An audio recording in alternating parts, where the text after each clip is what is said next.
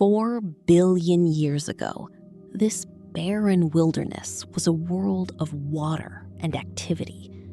Today, Jezero Crater stands in quiet solitude, a monument to a lost epoch.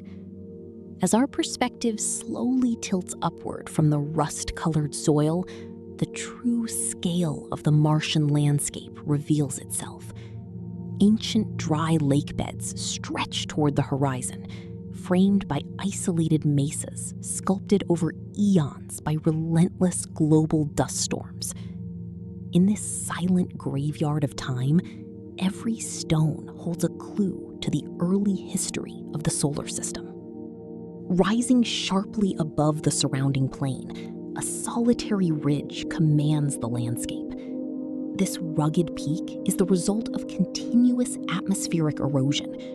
For hundreds of millions of years, fierce Martian winds have carved away the softer surrounding rock, leaving behind this resilient ridge of hardened strata. The sharp crest lines and steep debris slopes at its base reveal an environment where wind is now the sole geological sculptor. Examining the exposed rock face closer, the story becomes even richer.